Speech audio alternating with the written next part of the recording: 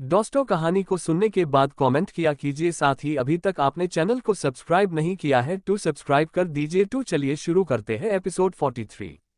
पिछले एपिसोड में हमने देखा कि अमृत को वैशाली के अतीत के बारे में सब पता चल जाता है।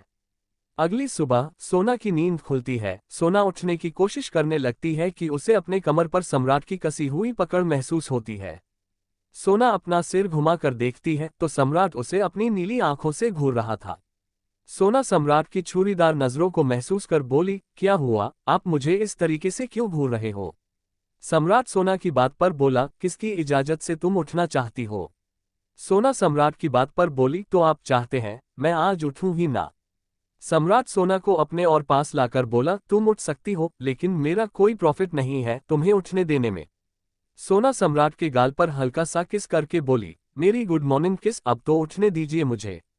सम्राट सोना के ऊपर आने के लिए हल्का सा ऊपर होता है तो सोना उसके सीने पर हाथ रखते हुए कहती है, नहीं, आज मुझे एकेडमी जाना है, मुझे देरी हो जाएगी। सम्राट कुछ देर सोचने के बाद बोला, ठीक है, तो मेरा बाकी का प्रॉफिट? सोना सम्राट की बात पर मुस्कुराकर बोली, बाद में ले लीजिएगा। सम्राट सोना के गाल पर हाथ रख अपने अंगूठे से उसके गाल को सहलाते हुए बोला, हाउ अबाउट टुनाइट? सोना सम्राट के हाथ पर हाथ रखते हुए बोली, वुड बी ग्रेट। सम्राट सोना की बात सुन उसके होठों पर हल्का सा किस कर लेता है और उसके ऊपर से उठ जाता है। सोना सम्राट का शर्ट पहन रखा था जो कि उसके थाई तक था। सोना सीधा वॉशरूम की तरफ चली जाती है। तभी सम्राट का फोन बजने लगता है। सम्राट अपना फोन निकाल देखता है तो उसे राघव कॉल कर रहा था। सम्राट कॉल अटेंड करते हुए बोला, इसीलिए कहता हूं कोई गर्लफ्रेंड बना लो, सुबह सुबह मेरी नींद क्यों हराम कर रहे हो? दूसरी तरफ से राघव सम्राट के फटकारने पर बोला, बॉस, इमरजेंसी है। राघव की बात पर सम्राट सीरियस होकर बोला, क्या हुआ? राघव फिर से बोला, एसडी कंपनी की आज मीटिंग है। सम्राट अपना सिर हिलाते हुए बोला, ठीक है, मैं आ रहा हूं। राघव फिर से बोला, बॉस, एक और खबर है। सम्राट गुस्से से बोला, सस्पेंस क्रिएट कर करके मत बताया करो, जो बात है सीधा बताया करो, तुम्हें समझ नहीं आती क्या? राघव जल्दी से बोला, डेविड ने वैशाली मैम की इंफॉर्मेशन निकाली है। और सम्राट राघव के रुक जाने पर फिर से गुस्से में बोला, इस महीने का तुम्हारा सैलरी कट, जब तक तुम बीच में हकलाकर बोलना नहीं छोड़ देते मैं हर बार तुम्हारा सैलरी काटूंगा। राघव रोने जैसी आवाज में बोला, राजीव बॉस क्रूज मीटिंग पर गए हैं, उन्हें आने में 1 हफ्ते लग जाएंगे, सब कुछ आपको ही संभालना है, शोभित बॉस भी यहाँ पर नहीं है। सम्राट गहरी सांस लेकर बोला, तुम किस काम के लिए हो? आ रहा हूं मैं। इतना कहकर सम्राट कॉल कट करने लगता है तो राघव फिर से कहता है, बॉस एक और बात है।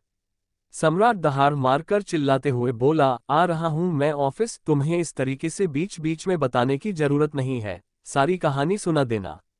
इतना कहकर सम्राट कॉल कट कर देता है। सम्राट बालकनी में जाकर कुछ सोचने लगता है, तभी उनके कमरे का दरवाजा बाहर से कोई खटखटाता है। सम्राट जाकर दरवाजा खोलता है तो सामने अमृत खड़ा हुआ था। सम्राट अमृत को देखते हुए बोला, मुझे पता है तुम्हें वैशाली के बारे में पता चला, क्या पता चला? अमृत सम्राट के सवाल पर बोला, जो भी है सही है, लेकिन हमें हमारे सारे सवालों के जवाब मिल गए। इन सब के पीछे इंद्र मित्तल का हाथ है और उसी ने कशिश को भड़काया है। सम्राट अमृत की बात सुन अपना सिर हिलाते हुए बोला, उसने बिल्कुल सही नहीं किया, गलत इंसान से पंगा ले लिया। सम्राट को भड़कता हुआ देखकर अमृत बोला, सम्राट इस बार का फैसला जोश में मत लेना, क्योंकि इस बार काव्या की जिंदगी जुड़ी हुई है। अगर तुम इंद्र मित्तल के साथ कुछ करते हो तो उसका सबसे पहला प्रभाव काव्या पर पड़ेगा। सम्राट कुछ देर इस बारे में सोचने के बाद बोला, मेरी जिंदगी पर भी प्रभाव पड़ेगा। अमृत कंफ्यूजन सम्राट की तरफ देखता है तो सम्राट अपनी गर्दन नहीं में हिलाते हुए कहता है, जाकर रेडी हो जाओ, ऑफिस चलना है, एसडी कंपनी के साथ मीटिंग है। अमृत सम्राट की बात सुनकर अपना सिर हिलाता है और कमरे की तरफ चला जाता है। सम्राट कमरे में आ जाता है तो देखता है सोना नहा धोकर बाहर आ चुकी थी। सम्राट बिना सोना से कुछ कहे सीधा बाथरूम में चला जाता है। सोना सम्राट के अचानक बदले बिहेवियर पर मुंह बनाते हुए बोली, अजीब आदमी है, कब इनके दिमाग में क्या चला रहे पता ही नहीं चलता। सम्राट बाथरूम का दरवाजा खोल सोना से बोला, सोना, मेरा सामान यूज मत किया करो। इतना कहकर सम्राट दरवाजा फिर से बंद कर देता है। सोना एक गहरी सांस लेकर क्लोजेट में चली जाती है और जल्दी से कपड़े बदल बाथरोब बाहर ही टांग देती है। इंदिरा गांधी यूनिवर्सिटी। सुधांशु बाइक में यूनिवर्सिटी आता है और अपनी बाइक पार्क करके क्लासरूम की तरफ जाने लगता है कि पीछे से नित्या चिल्लाते हुए कहती है, सुधांशु। सुधांशु पलटकर नित्या की तरफ देखते हुए बोला, क्या हुआ? नित्या सुधांशु की बात पर हल्का मुस्कुराकर बोली, कल तुम्हारा बर्थडे था ना, मैं तुम्हें कोई भी प्रेजेंट नहीं दे पाई, इसलिए आज हैप्पी बर्थडे। इतना कहकर नित्या एक छोटा सा बॉक्स सुधांशु के सामने रख देती है। सुधांशु एक नज़र गिफ्ट बॉक्स को देखने के बाद नित्या को देखते हुए बोला, यू नो वॉट नित्या मित्तल, तुम मुझे कभी इम्प्रेस नहीं कर सकती। सुधांशु की बात सुनते ही उसके चेहरे की मुस्कान गायब हो जाती है और वो हैरानी से सुधांशु की तरफ देखने लगती है। सुधांशु नित्या को देखते हुए आगे बोला, एंड काइंड योर इन्फॉर्मेशन, मुझे तुम जैसे एरोगेंट और बदतमीज लड़कियों से एलर्जी है, गुस्सा आता है मुझे। सुधांशु की बातों को सुनते हुए नित्या अपनी आंखों में नमी लिए बोली, तुम इतनी कड़वी बातें क्यों करते हो? मैं तुम्हें इम्प्रेस नहीं करना चाहती, I just want to be friends with you. Sudhanshu अपना सिर हिलाते हुए बोला, but I am not at all interested in being friends with you. Nitya Sudhanshu की बात पर बोली, लेकिन क्यों, क्या मैंने कोई गलती की है? सुधांशु नित्या को ऊपर से लेकर नीचे तक देखते हुए बोला, तुम में लड़की जैसा क्या है, तुम में ऐसा क्या है जो मैं तुमसे दोस्ती करूं? तुम्हारी लैंग्वेज, तुम्हारा एटीट्यूड, मुझे कुछ भी पसंद नहीं। नित्या अपनी आंखों में आई नमी को साफ करते हुए बोली, आई प्रॉमिस मैं किसी से बदतमीजी नहीं करूंगी, मैं अपने आप को चेंज कर लूंगी, but please can we be friends. इतना कहकर नित्या अपना हाथ आगे कर देती है। सुधांशु एक गहरी सांस लेकर नित्या से हाथ मिलाते हुए बोला, लेकिन एक शर्त है, अपना एटीट्यूड तुम अपने पास रखना, मुझे मत दिखाना और दोस्ती से ज्यादा बढ़कर कुछ करने की कोशिश भी मत करना। नित्या खुश होकर अपना सिर हिलाते हुए बोली, आई प्रॉमिस तुम मेरा गिफ्ट ले सकते हो, मैंने अपने हाथों से तुम्हारे लिए कुकीज बनाए थे। सुधांशु नित्या के हाथ से बॉक्स लेते हुए बोला, हाँ मुझे पसंद है कुकीज, दीदी बनाती है अक्सर। नित्या सुधांशु की बात पर खुश होकर बोली, तो तुम्हें जब भी खाने होंगे मुझे बता देना, मैं ले आऊंगी। सुधांशु नित्या की बात सुन अपना सिर हिला देता है और दोनों क्लासरूम की तरफ चले जाते हैं। विप्लव और अदिति कार के पीछे खड़े नित्या और सुधांशु को देख रहे थे। विप्लव अदिति की तरफ देखते हुए बोला, बनी, क्या तुम वही सोच रही हो जो मैं सोच रहा हूं? अदिति विप्लव की बात सुन कंफ्यूज होकर बोली, मुझे क्या पता तुम क्या सोच रहे हो, मैं इतनी होशियार नहीं हूं। विप्लव अदिति के सिर पर मारकर बोला, इडियट, सिद्धू उस नक्चरी शैतान की नानी से बात कर रहा था, लेकिन ऐसा कैसे हो सकता है? अदिति अपने सिर सहलाते हुए नाराजगी से बोली, इस तरीके से किसी पर नजर लगाना और उनकी पीठ पीछे बुराई करना बैड मैनर्स होता है। विप्लव अदिति की बात पर बोला, सब कुछ मैनर्स के अंदर होता है, समझी? अब चुप रहो और जाओ चुपचाप अपने क्लास में।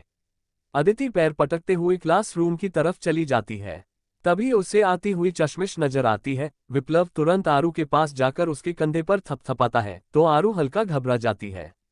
विप्लव आरू को घबराया हुआ देख अपनी आंखें बड़ी करके बोला, व्हाट अ जोक, तुम मुझे देखकर घबरा गई? क्या मैं तुम्हें एनाकोंडा नजर आ रहा हूं जो तुम्हें निगल जाऊंगा?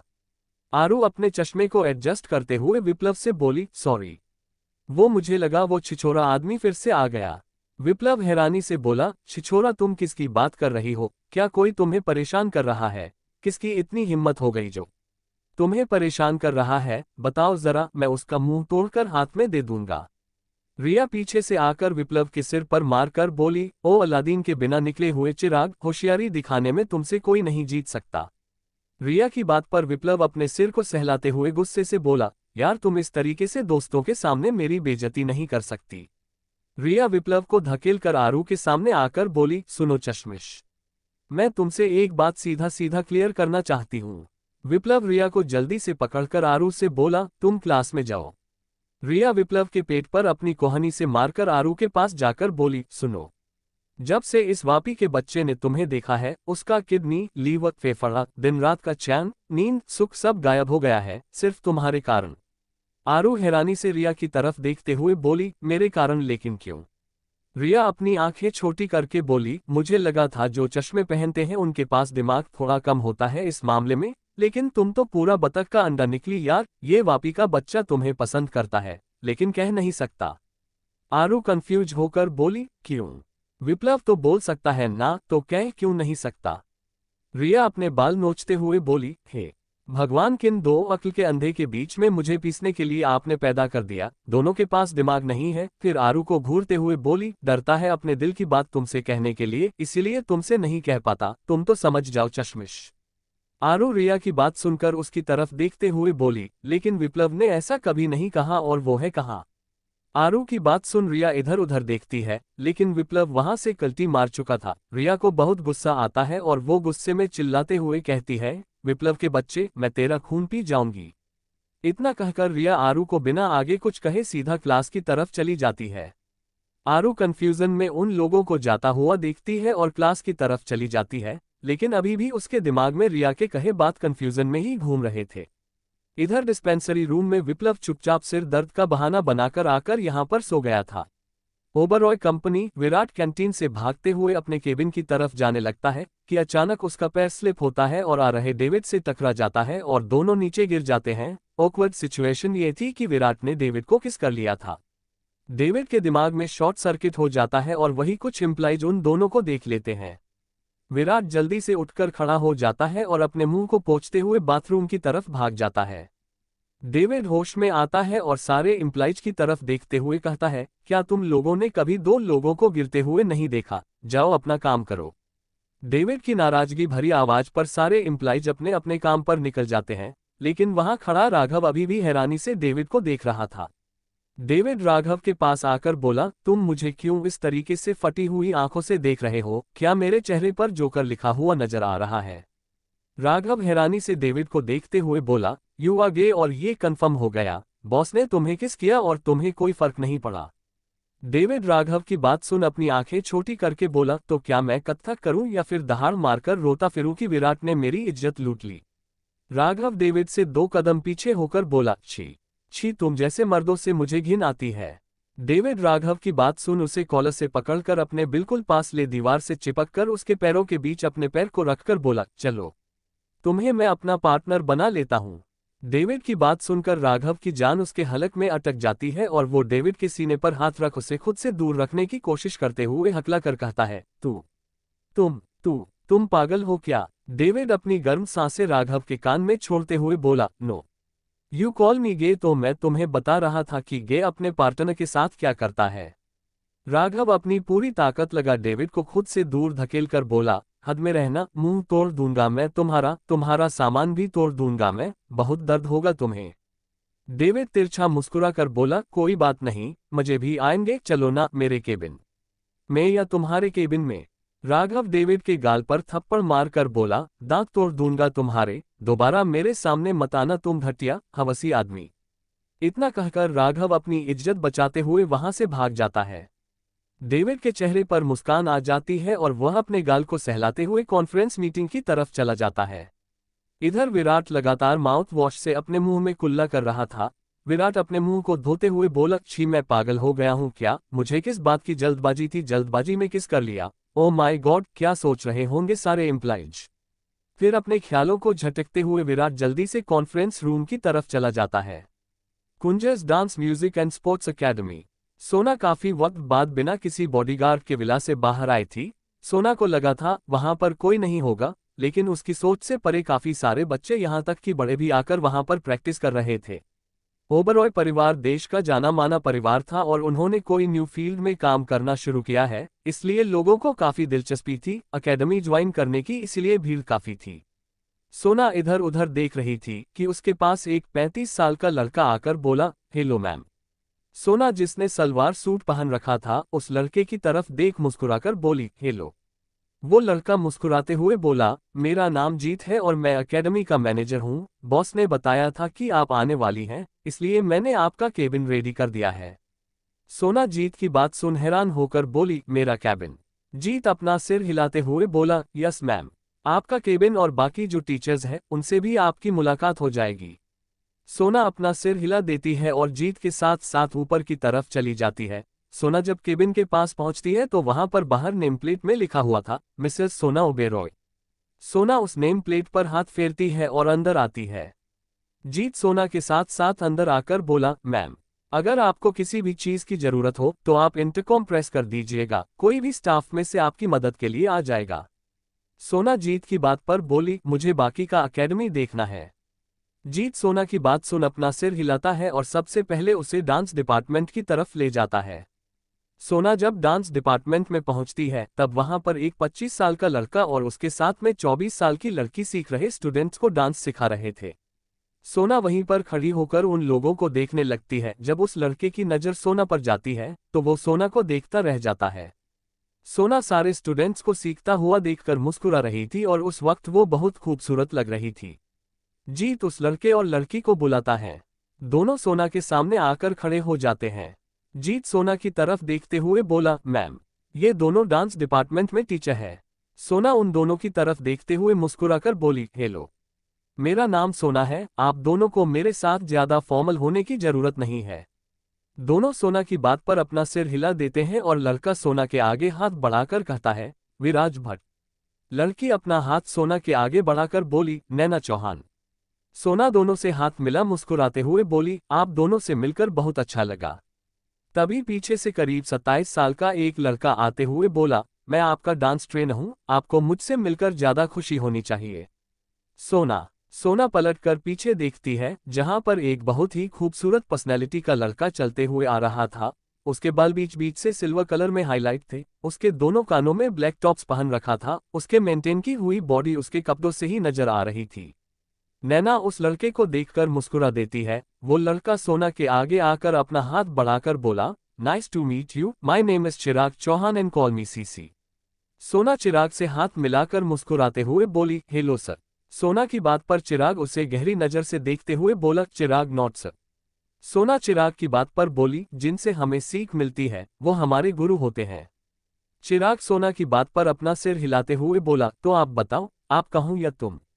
सोना मुस्कुराकर बोली, जिसमें आप ज्यादा कंफर्टेबल रहो।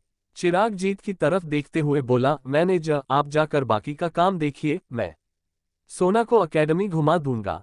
जीत चिराग की बात पर अपना सिर हिला बाकी डिपार्टमेंट की तरफ चला जाता है।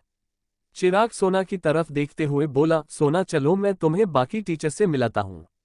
सोना अपना सिर हिलाती है और चिराग के साथ आगे आगे चली जाती है। विराज गहरी नजर से उन दोनों को जानता हुआ देखता है तो नैना कहती है, उन दोनों को देखना बंद करो और डांस पर फोकस करो। विराज नैना की बात पर उसे घूरकर बोला, नैना चौहान, तुम्हें नहीं लगता तुम्हारा भाई कुछ ज्यादा ही क्लोजी हो रहा है सोना के साथ? नैना विराज की बात सुन हल्का मुस्कुराकर बोली, पिछले 3 महीने से जिसे पागलों की तरह ढूंढ रहा है, फाइनली उसके बारे में जब पता चला है तो मुझे नहीं लगता चिराग ब्रो रुकने वाला है। विराज मुंह बनाते हुए बोला, I don't know, dance show का जज होने के बावजूद वो यहाँ पर अपना टाइम क्यों वेस्ट कर रहा है? नैना विराज की बातों को इग्नोर करते हुए बच्चों को फिर से डांस सिखाने लगती है। इधर सोना चिराग के साथ सारे डिपार्टमेंट में घूमने के बाद कैंटीन एरिया में पहुंचती है तो चिराग कहता है, सोना, तुम काफी पियोगी? सोना चिराग की बात पर बोली, मुझे काफी पसंद नहीं है, आप पीना चाहो तो पी सकते हो। चिराग सोना की बात पर बोला, तुम मुझे कोई नाम क्यों नहीं देती? जैसे मैं तुम्हें स्टूडेंट कहता हूं, तुम भी मुझे कुछ कहो। सोना चिराग की बात सुन हल्का मुस्कुराकर बोली, ओके, तो मैं आपको नाम दे रही हूं टीचर। चिराग हल्का हंसकर बोला, ये काफी अच्छा है, टीचर और स्टूडेंट की जुगलबंदी, तो हम दोनों अपनी प्रैक्टिस कल से शुरू करें। सोना टाइम की तरफ देखते हुए बोली, आपने सही कहा, शाम ढलने वाली है, हम कल से शुरू करते हैं। पूरे एकेडमी को घूमते हुए काफी वक्त हो गया, समय का पता ही नहीं चला। चिराग सोना की बात पर अपनी गर्दन हिला कॉफी का कप ले लेता है और दोनों बैठकर बातें करने लगते हैं। ओबरॉय कंपनी सम्राट अपनी सारी मीटिंग्स पूरा कर अपने केबिन में बैठा हुआ था, फिर कुछ सोचकर कंप्यूटर ऑन कर एकेडमी का सीसीटीवी फुटेज देखने लगता है। उसी वक्त केबिन में डेविड और राघव भी आ जाते हैं। राघव डेविड से दूरी बना लेता है, जिसे देखकर डेविड हल्का सा मुस्कुरा देता है। सम्राट सीसीटीवी फुटेज देखते हुए उसकी नज़र एक जगह कैंटीन पर रुक जाती है। उसकी आंखें छोटी हो जाती हैं। चिराग और सोना को इतने अच्छे से बात करता हुआ देखकर सम्राट की पकड़ वेटिंग बॉल पर कस जाती है। सम्राट वेटिंग बॉल को मजबूती से अपनी मुट्ठी में कसते हुए गुस्से से बोला, what the hell is this सोना, मैंने तुम्हें वहां डांस सीखने के लिए भेजा है या फिर किसी से दोस्ती बढ़ाने के लिए? डेविड सम्राट के एक्सप्रेशंस को देखते हुए पीछे से जाकर उसके कंप्यूटर पर झांकता है और ताली बजाते हुए कहता है, वाओ, मुझे पता नहीं था कि तुमने सोना के लिए जिस ट्रेनर को चूज किया है वो इतना सेक्सी है। सम्राट अपनी गर्दन घुमा डेविड को घूरते हुए बोला, अपना मुंह बंद करके रखो। डेविड फुटेज को अच्छे से देखने के बाद सम्राट से बोला, 1 मिनट, ये तो होने वाले डांस कंपटीशन का जज है ना, जिसमें तुम्हारी वाइफ पार्टिसिपेट करना चाहती है क्या? यही उसका ट्रेन है, लेकिन ऐसा कैसे हो सकता है? सम्राट डेविड की बात सुन अपने दांत पीसकर बोला, शट अप, ऐसा कुछ नहीं होने वाला। राघव उन दोनों को देखते हुए खुद से बोला, क्या ये दोनों पागल हो गए हैं? और बॉस क्यों इतने गुस्से में लाल पीले हो रहे हैं? अरे मैडम शादीशुदा है भाई और इनसे इतना प्यार करती है, फिर भी इन्हें इनसिक्योरिटी फील हो रही है, गजब आदमी है। वही डेविड सम्राट की बात पर बोला, मैंने ऐसा भी क्या कहा कि नहीं होने वाला? आई यू जेलस बॉस? सम्राट अपना हाथ टेबल पर मारते हुए बोला, get out of my cabin. David अपनी गर्दन हिलाकर बोला, ठीक है, मुझे जाने में कोई इतराज नहीं है, लेकिन मुझे लगता है कि सोना मैम को आपसे बेहतर लड़का डिजर्व करता है। इतना कहकर डेविड वहां से भाग जाता है। अब बस वहां पर राघव रह गया था, जो कि बलि का बकरा नहीं बनना चाहता था, इसलिए वो भी डेविड के पीछे पीछे केबिन से तुरंत रफू चक्कर हो जाता है। सम्राट डेविड को जाता हुआ देखकर गुस्से से बोला, इसके कहने का मतलब क्या है? क्या मैं एक परफेक्ट हस्बैंड नहीं हूं जो सोना मुझसे बेहतर लड़का डिजर्व करती है? इतना कहते हुए सम्राट सोचने लगता है। उसकी नजर बार बार सीसीटीवी फुटेज पर जा रही थी, जिसमें चिराग और सोना काफी क्लोज होकर बातें कर रहे थे। शाम का वक्त, मित्तल मैंशन। काव्या इंस्टीट्यूट से आने के बाद जब कमरे में आती है तब देखती है कि कशिश ऑफिस से आ चुका था। काव्या अपना बैग सोफे पर रखते हुए कशिश से बोली, आप बहुत जल्दी आ गए। कशिश अपनी नजरें उठाकर काव्या की तरफ देखते हुए बोला, ज्यादा काम नहीं था और बाकी सब रौनक संभाल रहा है। काव्या और कोई सवाल ना करते हुए वॉशरूम में फ्रेश होने चली जाती है और कुछ देर में कंफर्टेबल कपड़े पहनकर आने के बाद कहती है, क्या आप कॉफी लेंगे या फिर चाय? कशिश काव्या के सवाल पर उसे घूरकर बोला, क्या तुम खुद को इस घर की नौकरानी समझती हो? काव्या कशिश की बात सुन अपने मन में बोली, इस आदमी के दिमाग का फ्यूज फिर से उड़ गया। अचानक इसे कौन सा भूत आकर पकड़ लेता है, मुझे समझ नहीं आता। काव्या को इस तरीके से अपने ख्यालों में खोया हुआ देखकर कशिश तेज आवाज में बोला, गाली दे लो और मन में सामने बोलने में तो जान सूख जाएगी तुम्हारी। काव्या कशिश को कुछ कहने के लिए मुंह खोलने लगती है कि काव्या का फोन बजने लगता है। कशिश अपनी छुरीदार नजरों से काव्या के फोन को घूरने लगता है। काव्या कशिश की तरफ एक नजर देख फोन उठाकर कमरे से बाहर जाने लगती है, जिस पर कशिश कहता है, कहाँ जा रही हो? यहाँ पर रहकर बात करने में तुम्हारी जान निकलती जा रही है क्या? किसका फोन है? काव्या कशिश की बात पर अपने दांत पीसकर बोली, क्यों, मेरी खुद की कोई पर्सनल लाइफ नहीं है क्या? कशिश अपनी आंखें छोटी करके बोला, क्या सच में तुम्हारा खुद का पर्सनल कमरा नहीं है? मेरे कबर्ड में अपने कपड़े रखती हो और तुम्हें पर्सनल लाइफ की जरूरत है? काव्या एक गहरी सांस लेकर कॉल अटेंड करते हुए बोली, हेलो। दूसरी तरफ से काव्या की इंस्टीट्यूट कॉमन फ्रेंड सोनिया बोली, हेलो काव्या, क्या तुम अभी फ्री हो?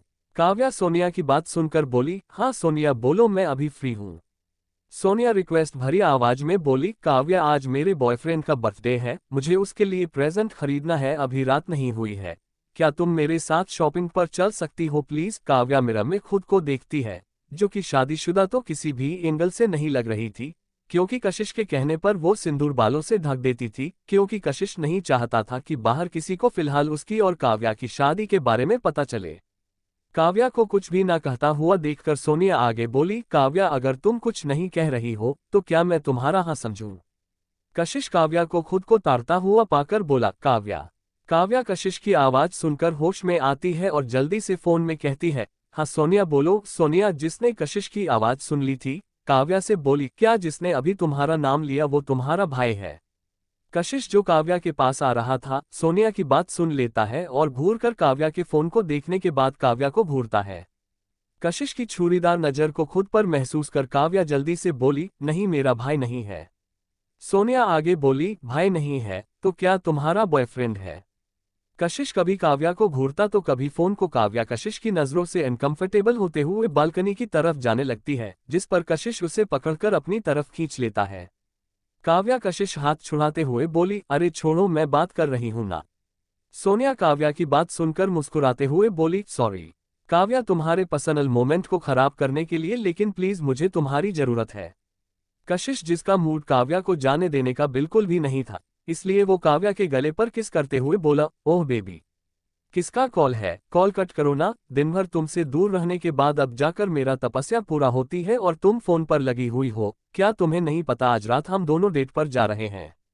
काव्या का दिमाग ब्लैंक हो जाता है। वही सोनिया कशिश की बातों को सुनते हुए हल्का शर्मा जाती है और काव्या से कहती है, ओके ओके, मैं समझ गई कि तुम बिजी हो, enjoy your special moment.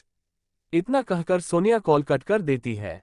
Kavya सदमे में कभी फोन को देखती तो कभी कशिश को, जो कि अभी भी उसके गले पर किस कर रहा था और बड़बड़ा रहा था। काव्या कशिश को खुद से दूर करते हुए बोली, पागल हो गए हो आप, मैं बात कर रही थी ना। कशिश काव्या को घूरते हुए बोला, हाँ तो तुम कोई नॉर्मल लड़की नहीं हो, वाइफ हो, जाओ खाना बनाओ, रात का भूख लगी है मुझे।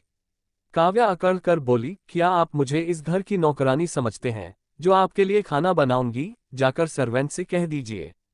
कशिश काव्या को घूरते हुए बोला, अपने इन तुच्छ दोस्तों से कह देना घर आने के बाद तुम्हें कोई डिस्टर्ब ना किया करें। मुझे बिल्कुल नहीं पसंद जब मैं तुमसे झगड़ा करता रहता हूं तो कोई भी कॉल करता है। काव्या मुंह बनाते हुए बोली, हाँ हाँ, जैसे जब से आपसे शादी हुई है मैं तो मोबाइल में घुसी रहती हूँ, शर्म नहीं आ रही? मुश्किल से 1 हफ्ते हुए हैं मुझे फोन खरीदे। कशिश काव्या के हाथ से फोन छीनकर उसमें अपना नंबर टाइप करता है तो देखता है काव्या के पास कशिश का नंबर ही नहीं था। जिसे देख कशिश काव्या को घूरते हुए बोला, मैं तुम्हारा इकलौता पति हूं और तुम्हारे इस इकलौते फोन में मेरा नंबर क्यों नहीं है? काव्या कशिश की बात सुनकर बोली, अगर आपको लगता है कि आपको मेरी जरूरत नहीं पड़ेगी तो मैं भला आपके ऊपर क्यों डिपेंड रहा हूं और ये सोचूं कि आपके बगैर मेरा कोई काम नहीं हो सकता। कशिश अपनी आंखें छोटी करके बोला, क्योंकि तुम काव्या ओबरॉय नहीं हो बल्कि काव्या कशिश मित्तल हो, इसलिए मेरे सरनेम के बगैर तुम्हारा अब कोई काम नहीं होगा। काव्या अपना आधार कार्ड पस से निकालकर कशिश के सामने रखते हुए बोली, देखो इसमें अभी भी काव्या ओबरॉय लिखा हुआ है। कशिश एक आधार कार्ड काव्या के सामने रखते हुए बोला, अपनी आंखें खोलकर इसे देखो, काव्या मित्तल लिखा है और पति के नाम में कशिश मित्तल। आई फ्लू हो गया है ऐसा लग रहा है तुम्हारी आंखों में। काव्या हैरानी से उस आधार कार्ड को अपने हाथ में लेकर उलट पुलट कर देखते हुए बोली, ये कब हुआ? कशिश अकड़ कर बोला, पैसे हैं तो सब है समझी ना, और मेरे सामने ज्यादा एटीट्यूड मत दिखाया करो वरना तुम्हारे दिमाग को नट ब्लूट खोलकर फिक्स कर दूंगा। काव्या कशिश को इग्नोर कर वहां से जाते हुए बोली, आपसे तो बात करना ही बेकार है, उससे अच्छा मैं सोनिया के बॉयफ्रेंड के लिए गिफ्ट खरीदने चली जाती। कशिश दंदनाते हुए काव्या के पीछे आकर बोला, घर से जरा एक कदम बाहर निकाल कर बताओ, तुम्हारे पैर तोड़कर तुम्हें सोफे पर न बैठा दिया तो मेरा नाम भी कशिश मित्तल। काव्या पलटकर कशिश को घूरते हुए बोली, हाथ लगा कर दिखाओ, तुम्हारे हाथ को तोड़कर तुम्हारे गले पर न लटका दिए तो मेरा नाम भी काव्या कशिश मित्तल नहीं। कशिश काव्या की बात सुन उसे घूरते हुए बोला, क्या कहा तुमने? फिर से कहो। काव्या कशिश को इग्नोर कर वहां से चली जाती है, जिस पर कशिश उसके पीछे आते हुए कहता है, तुम मुझे इस तरीके से इग्नोर कैसे कर सकती हो? काव्या कशिश की बात पर चिढ़ते हुए बोली, और आप मेरे पीछे पीछे क्यों आ रहे हो? चुपचाप अपना काम करो ना।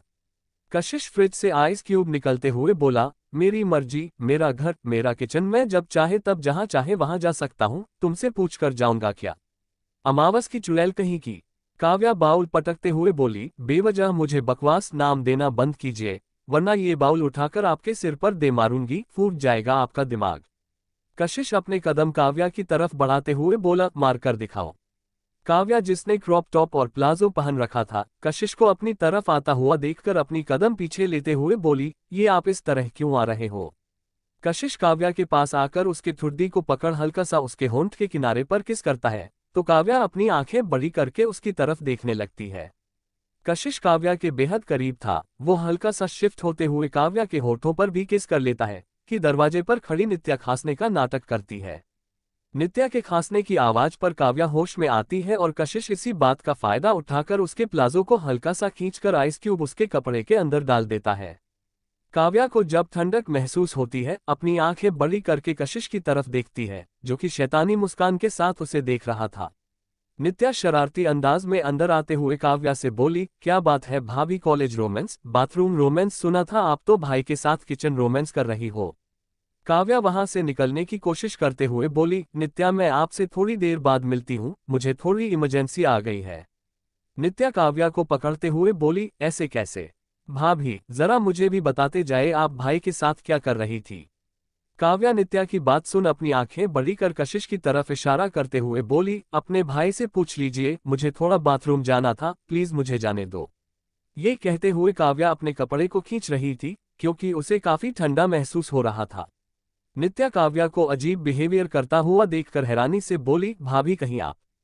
काव्या अपना सिर हिलाकर बोली, हाँ तुम सही समझ रही हो, प्लीज मुझे वॉशरूम जाने दो।